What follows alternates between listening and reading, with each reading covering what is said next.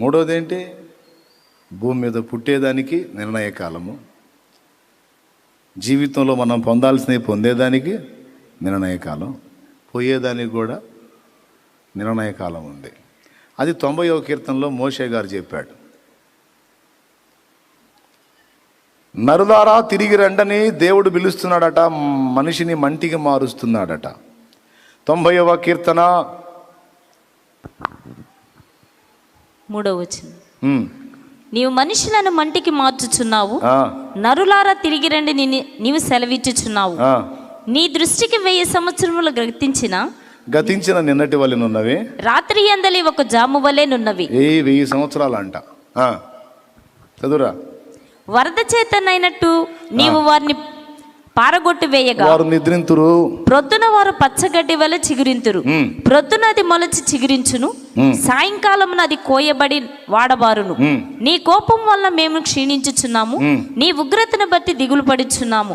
మా దోషములను నీవు నీ ఎదుట నుంచుకుని ఉన్నావు, నీ ముఖ కాంతిలో మా రహస్య పాపములు కనబడుచున్నవి. నీ ఉగ్రతను భరించుచునే మా దినములన్నీ గడిపితిమి, తూర్పులు విడిచినట్టు మా జీవిత కాలం జరుపుకుందు. మా ఆయుష్కాలము 70 సంవత్సరములు, అధిక బలమున్న 80 సంవత్సరములకు. ఆయనను వాటి వైభవం ఆయాసమే దుఃఖమే, అది త్వరగా గతించును, మేము ఎగిరిపోవుదాము. నిర్ణయ కాలం, మన జీవితానికి ఒక నిర్ణయ కాలం. ఏమండి? ఆయనను వారి దినములు 120 ఏండ్లగును. ఆదికాండం 6వ అధ్యాయం. ఇంటికి పోయి చదవండి. అక్కడ 120 అన్నాడా? అక్కడ 120 అన్నాడా? ఇక్కడ ఏమంటున్నాడు? నరుని ఆయుష్కాలము 70 సంవత్సరములు, అధిక బలమున్న 80 సంవత్సరములు. ఒక మాట, ఏమయ్యా నువ్వేమో 120 బతుకుతావా? పోతా పోతా మాకేమో 70 రాసిపోతావా? మోషేని అడగాల మనం. మోషే జీవించిన సంవత్సరములు ఎన్ని? 120 ఏళ్ళు. కంటి చూపు తగ్గల, కాలి సత్తువు తగ్గలేదని రాసుంది. నీకేమో 120. మాకేమో 70, అధిక బలం ఉంటే 80. ఏ న్యాయం ఇది? దేవునికి మహిమ, హల్లెలూయా. కానీ మీకు ఒక వింతైన విషయం తెలుసా? మోషే రాసింది కరెక్టే. మోషే అనుకున్నాడు 80 వచ్చేసిన ఇక అయిపోయింది నా టైం అని. మోషే లెక్క ప్రకారం మోషే పూర్తిగా అయిపోయినట్టు. 80 ఏళ్ళకి అయిపోయింది, ఇంకేం లేదు, అంతా శూన్యం. నా లైఫ్ కూడా శూన్యం, నా పని అయిపోయింది, నా వయసు అయిపోయింది, టోటల్ క్లోజ్ అనుకున్నాడు. అయితే దేవుడు చేశాడు కార్యం. అయిపోయింది అన్నావు కదా, అయిపోగొట్టేవాడిని నేనే, అవసరమైతే పొడిగించేవాడిని నేనే. 80తో అయిపోయింది అన్నావు కదా, నిజమే. 70 లేక 80.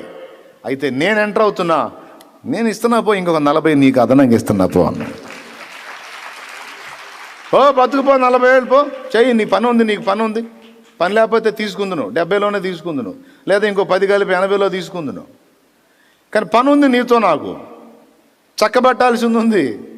రక్షకుడిని పుట్టించాలంటే ఆ గోత్రం బయటికి రావాలా, ఆ జనాంగం బయటికి రావాలా. వాళ్ళంతా ఐగుప్తులోనే ఉన్నారు, వాళ్ళు బయటికి తెచ్చే పని ఉంది నీతో నాకు. కాబట్టి నీ లెక్క కరెక్టే. అయితే ఆ లెక్కకి నేను ఇంకో 40 జోడిస్తున్నా. నువ్వు 80 క్లోజ్ అన్నావుగా, ఇంకో 40 నేను మళ్ళీ ఇప్పుడు 70 + 10 ఈజీక్వల్ వేసుకున్నావు. ఎంత టోటల్? 70 + 10 ఈజీక్వల్, సగం ఇంగ్లీష్ సగం తెలుగు మాట్లాడేది కన్ఫ్యూజ్ అయ్యేది కదా. 70 + 10 ఈజీక్వల్ టు 80. అయితే దేవుడు అంత ఈజీక్వల్ టు 80 ఫైనల్ చేసావా? నేను ఈజీక్వల్ టు ఒప్పుకోను, +40 ఈజీక్వల్ టు 120 అన్నాడు ఆయన.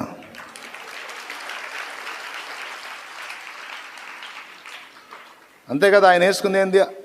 నరుని ఆయుష్కాలం 70, అధిక బలం ఉంటే ప్లస్ ఒక 10, 10 ఈజీక్వల్. నువ్వెవరు వెంటనే ఈజీక్వల్ చేయడానికి? ఈజీక్వల్ చేసి 80 వేసుకున్నావా?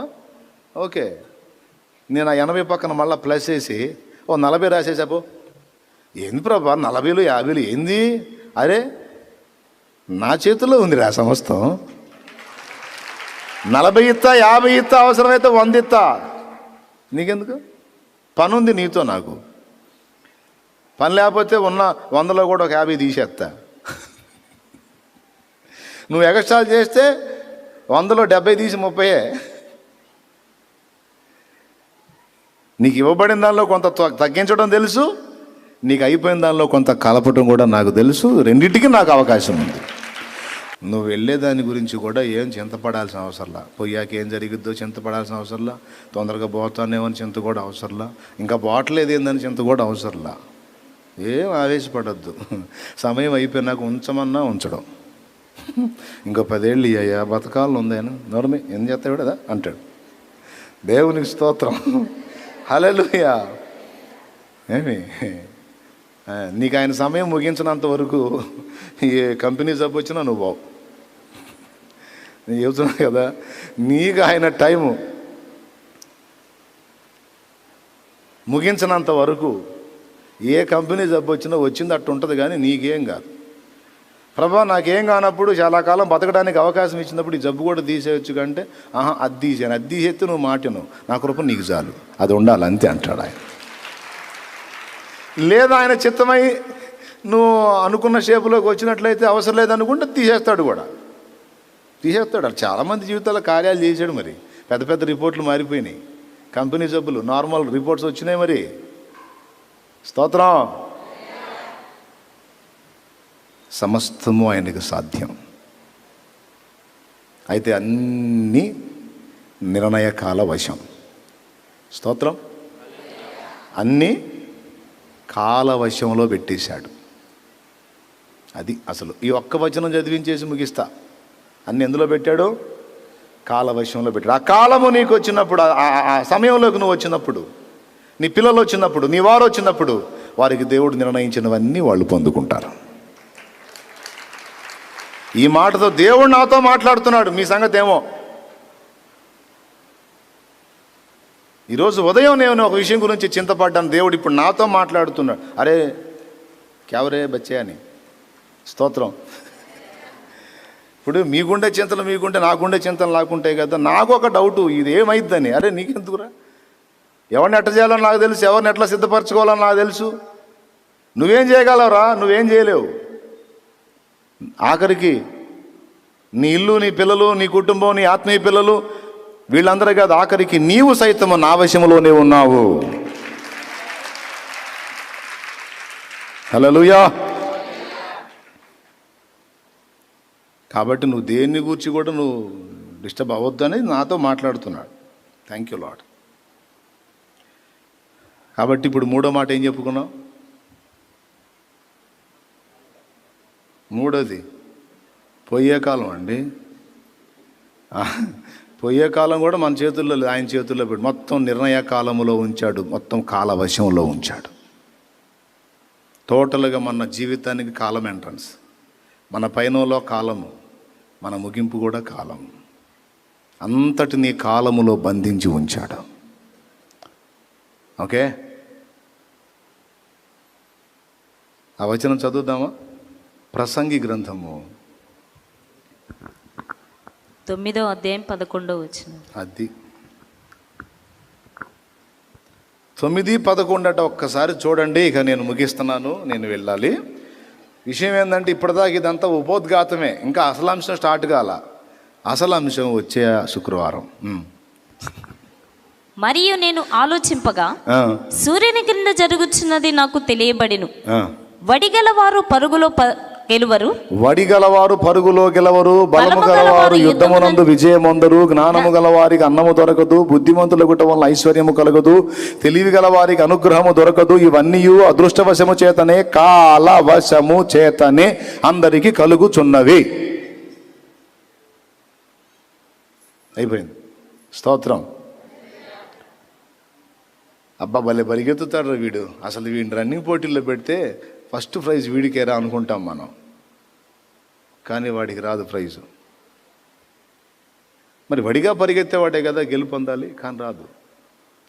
ఇదేందో సరిగా పరిగెత్తలేనోడికి వచ్చింది ప్రైజు, సరిగా పరిగెత్తలేనోడికి వచ్చింది ప్రైజు. ప్రైజ్ పొందినోడికి కూడా తెలుసు, నాకంటే పరిగెత్తే వాళ్ళు ఉన్నారు, ఇదేంది నాకు వచ్చింది అని వింత. నేను చెప్పనా సమాధానం? అదృష్టవశము చేత కాలవశము చేత అది నీకు లభించింది అని. అందుకే అంటారు నా టైం బాగుంది సార్, జస్ట్ టర్నింగ్ తిప్పపోయాను, లారీ వచ్చింది సార్, నా టైం బాగుంది సార్. నిజంగా లేకపోతే అమ్మో ఇప్పుడు అంటారు. నా టైం బాగుంది సార్, టైం బాగుంది సార్ అంటారు. టైం అంటే కాలం. టైం బాగుంది సార్, టైం బాగుంది సార్ అని టైం ఎప్పుడు బాగానే ఉంటుందా? ప్రాబ్లం వచ్చిన టైం బాగాలేదు సార్ అంట. నా టైం బాగాలేదు సార్ అట్ అయిపోయింది.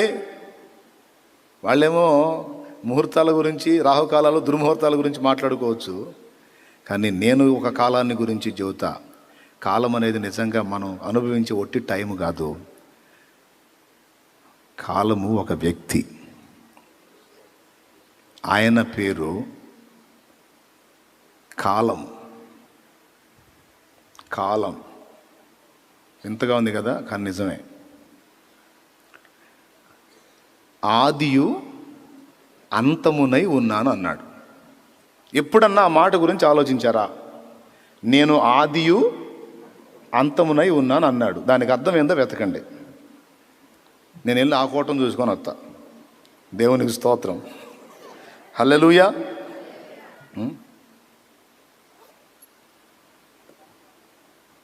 వెతకండి. నేను ఆదియు అంతమునై ఉన్నాను అన్నాడు. ఆది అంటే ఏంది? ప్రారంభం, ఒక కాలం. అంతము అంటే ఏంది? ముగింపు, ఒక కాలం. టోటల్గా కాలం. మనము ఆయన యందు ఉన్నాము, ఆయన యందు ఉండి ఉనికి కలిగి చరించుచున్నాము అన్నాడు. అసలు ఆయన యందు మనం ఉండటం అంటే అర్థమైంది. ఇందా చదివారుగా మీరే, అపోస్తుల కార్యం 17లో 26 నుంచి. ఆయన యందు ఉండటం ఏంది? లోకస్తులకు తెలియదు కాబట్టి వాళ్ళు వేరే వేరే అనుకుంటారు. మనకు తెలుసు వాక్యం. అందుకే అదృష్టము అంటే మన అదృష్టము యేసు. అన్యులు అనుకునే అదృష్ట దేవ ఒకటి ఉంది, అది వేరు. మళ్ళా అసలు ఒరిజినల్గా మనకి అదృష్టం అంటే ఎవరంటే యేసు. అర్థమైందా? మన కాలం ఎవరు అంటే యేసు.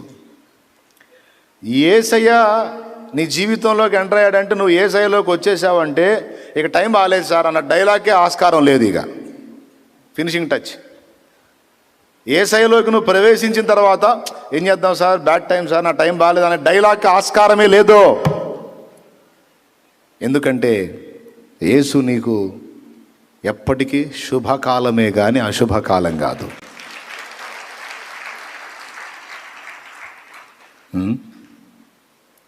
స్తోత్రం. యేసు నాకు అదృష్టం అండి.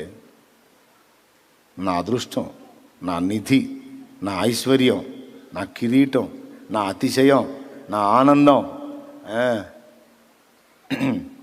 యేసయ్యను బట్టి మేసం తిప్పుతా. యేసయ్య లేకపోతే మెల్లకుండా. యేసు నా రోషం, యేసు నా పౌరుషం, యేసు నా నీతి, యేసు నా పరిశుద్ధత, యేసు నా విమోచన. ఇక మీరు ఏది ఔన్నత్యం కలిగినవి అనుకుంటారో అవన్నీ నాకు యేసే. కాబట్టి మన అదృష్టం ఎవరో, మన కాలం ఎవరో? యేసులో ఉన్నాం, యేసులో ఉనికి కలిగి చరిస్తున్నాం. ఇంకా ఎవరన్నా యేసయ్యలోకి రాలేదా? అట్టయితే నీ టైం బాగాలేదు. చెప్పుకో, ఇప్పుడు చెప్పుకో. యేసయ్యలోకి రాకపోతే మాత్రం time bad luck sir, time బాగాలేదు, అసలు టైం అస్సలు బాగాలేదని చెప్పుకో, రోజు చెప్పుకో. నిజంగా అంతే. యేసయ్యలోకి వచ్చేసావా, ఇక టైం బాగలేదన్న డైలాగే బాగలేదు. ఇక ఎత్తొద్దు ఆ డైలాగ్. యేసులోకి వచ్చావా, అంతే. కాలము నీ వశంలోకి వచ్చింది, ఇక అదృష్టం నీ వశంలోకి వచ్చింది. యేసు ఒక్కడు ఉంటే చాలు, సంపదల గని నీ వెంట. అంతే, ఇక అదృష్టవంతుడి నువ్వు. నేను నిజంగా ఫీల్ అవుతా. ఈరోజు నేను ఫీల్ అవుతున్నానని మీరు అనుకుంటారేమో. అసలు యేసయ్యను తెలుసుకున్న ఆ రోజే నేను ఫీల్ అయ్యా. మీరు నమ్మినా నమ్మపోయినా దైవ సాక్షిగా చెప్తున్నా. యేసయ్యను తెలుసుకున్నాను, మా అమ్మ దగ్గరకు వచ్చి చెప్పాను, అమ్మ మనకు పెద్ద గని దొరికిందే అన్న. అసలుకి అప్పుల్లో ఉన్నాగా ఏం దొరికిందో అని నాకు వెళ్ళి చూసింది ఆశగా. మనకు పెద్ద ధన నిధి దొరికిందే అన్నా నేను సీరియస్గా. మా అమ్మ ఆశగా ముఖం పెట్టి ఏందయ్యా ఏం దొరికింది అంది.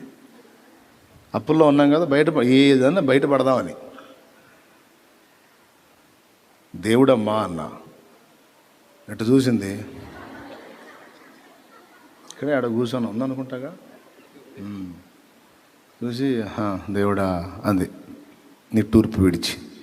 ఆ రోజు చెప్పా, మరి మా అమ్మ గుర్తుందో లేదు, నిజంగా నేను నాకు దైవ సాక్షిగా చెప్పా మా అమ్మకి. నసరావుపేట బరంపేట దగ్గర ఒక రోడ్డు మీద మా అమ్మని కలుసుకొని ఆ మాట నేను చెప్పిన స్పాట్ కూడా నాకు గుర్తుంది.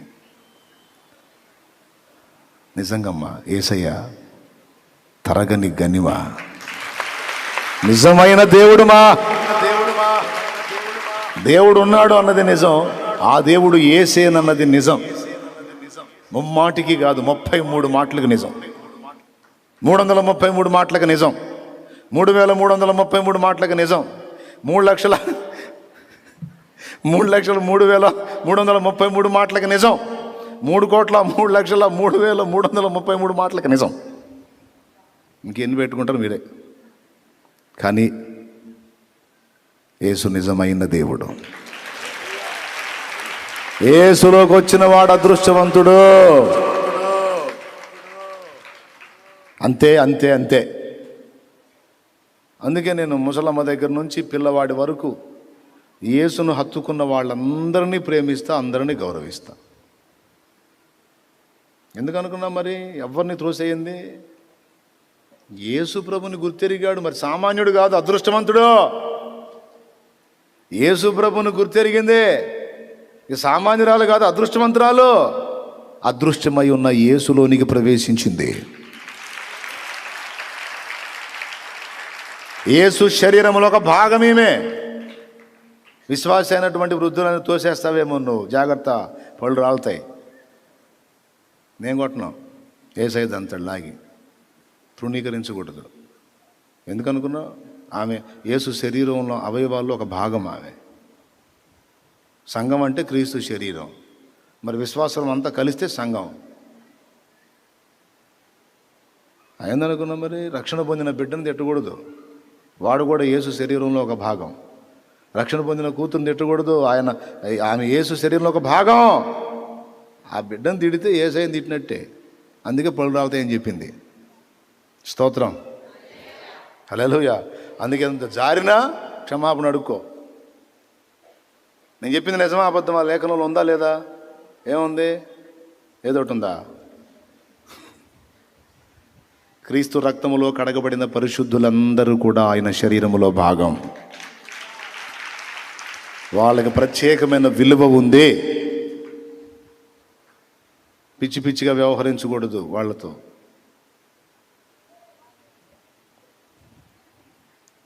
వారు ఆశీర్వాద కాలంలో ప్రవేశించిన వారు అదృష్ట వశంలో ఉన్నవాళ్ళు, ధన్యజీవులు.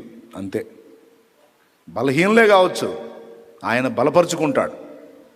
చెంచలులే కావచ్చు గాక, స్థిరపరుచుకుంటాడు. నీకెందుకు ఇప్పుడు అస్థిరులుగా చూస్తున్నావు? కొద్ది రోజులు ఆగు, స్థిరపరిచి చూపిస్తాడు నీకు. హల్లెలూయా. ఓకేనా? కాబట్టి ఇక నిర్ణయకాలం వచ్చింది. ఇక మోషేని దర్శించడానికి సమయం వచ్చింది.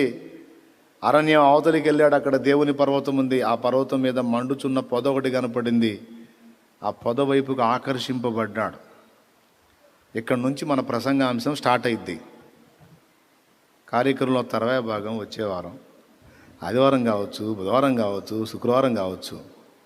మీరు కలిస్తే తర్వాత చెబుతాను. ప్రస్తుతానికి ముగిస్తున్నాను. ఓకే? ఎందుకంటే దేవుని పనిని వెనకేయకూడదని ముందు దేవుని పనిని గౌరవించి వెళ్తున్నాను. సో నా కోసం ప్రేయర్ చేయండి. మీ అందరూ నిజంగా కళ్ళు మూస్తారు. ఇప్పుడు నేను ప్రార్థన చేస్తాను. ఒక కన్ను మూసి ఒక కన్ను తెరవరు. నిజంగా రెండు కళ్ళు మూస్తారు. ఎందుకంటే ఇది ఏ పక్క పోతున్నానో కనిపెడతాడు. కాబట్టి రేపటిని గూర్చి చింతపడవలదు. ప్రతిదీ కూడా నీకు నిర్ణయించబడ్డ కాలములో తప్పకుండా అందుతుంది. ఆ సమయం ఆసన్నమైనప్పుడు ఇక నువ్వు ఆగమన్నా ఆగడు. లాస్ట్ మాట, నీకు దేవుడు కృప చూపే సమయం ఆసన్నమైనప్పుడు, నేను ఎత్తిపట్టాలనుకున్న సమయం ఆసన్నమైనప్పుడు, నువ్వు మూలన కూర్చున్న సామానుల్లో దాక్కున్నా సరే లాక్కొచ్చి సింహాసనం ఎక్కిస్తాడు ఆయన. నువ్వు గుంటలో పడ్డా, జైల్లో పడ్డా బయటికి తీసుకొచ్చి నిలబెట్టుకుంటాడు ఆయన. నువ్వు ఏ స్థితిలో ఉన్నా సరే ఆయన సమయం ఆసన్నమైనప్పుడు, ఆయన నీకు చేయాలనుకున్న కార్యాలను ఆ సమయం ముందుకు దేవుడు రప్పించినప్పుడు నిశ్చయముగా నిన్ను ఆయన తీసుకొచ్చి నిలబెట్టుకుంటాడు. అంతే. ఏం సొల్లా మీ అట్ట చూస్తున్నావు? చేయడా చేస్తాడు. మీకు ఎంతమందికి విశ్వాసం ఉందండి? నిజంగా విశ్వాసం ఉంటే 2 చేతులు ఎత్తు. ఇప్పుడు చెప్పు స్తోత్రం. హల్లెలూయా. ఇప్పుడు నువ్వు దద్దమ్మ అనుకోవచ్చు, ఇప్పుడు నువ్వు చేతగానుడు అనుకోవచ్చు, చేతగాని అనుకోవచ్చు, వేస్ట్ ఫెలోస్ అనుకోవచ్చు. ఆయన సమయం వచ్చినప్పుడు దేవుడు కార్యం చేస్తాడు. బజార్లో మిడి దావీదు తిరుగుతుంటే ఏమనుకుని ఉంటారు ఇరు పొరుగులోళ్ళు? రే దావీదు ఇట్రా, అది తీసుకురారా, రే అబ్బాయి ఇట్రా, రే దావీదు ఏనరా నువ్వు అని ఉంటారా అని ఉండరా వాళ్ళ ఇంటికాడ వాళ్ళు ఎవరితో మాట్లాడుతున్నారు వాళ్ళకి తెలుసా? ఇశ్రాయేలు మొత్తానికి రాజుతో మాట్లాడుతున్నారు వాళ్ళు. అరే తురే అని ఎవరితో మాట్లాడుతున్నారు వాళ్ళు? ఇశ్రాయేలుకు రాజు. వాళ్ళకి తెలియదు. విచిత్రం ఏంటంటే ఆయనకు కూడా తెలియదు. రే దావీదు అనుకుంటూ పరిగెత్తారు, రే దావీదు అను. అన్నలకు తెలుసా? వాళ్ళు ఏమని ఉంటారు? ఈ దావీదుగా, రే దావీదుగా ఎట్రా, ఎన్ని రకాలుగా అన్నారో పాపం ఆయన్ని. కానీ ఎవరిని అంటున్నారు?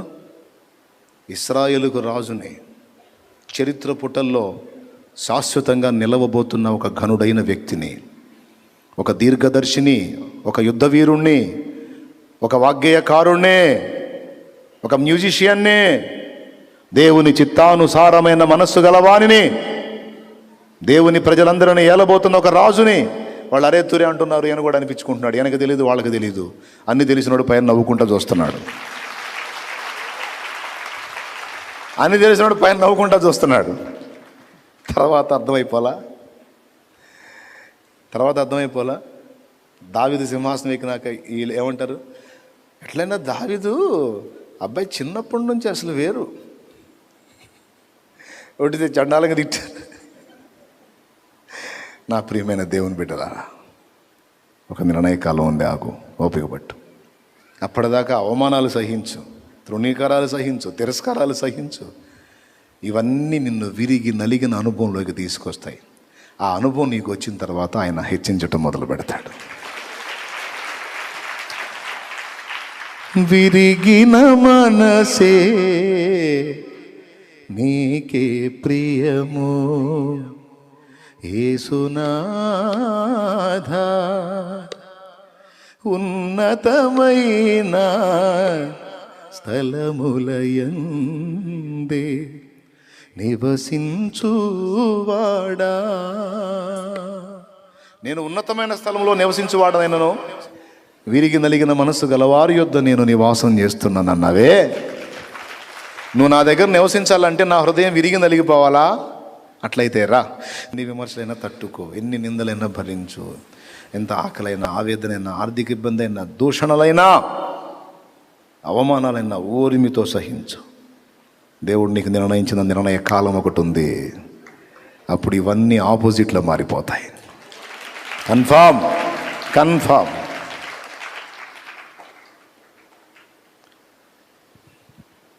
ప్రతి విషయంలో ఇది అన్వయించుకో.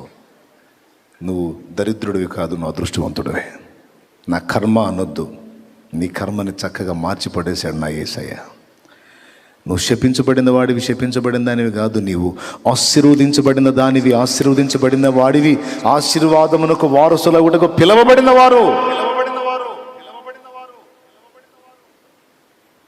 రేపటిని గురించి భయంకరమైన వికృత ఆలోచనలు చేయొద్దు. రేపటి రూపం నీకు తెలియదు.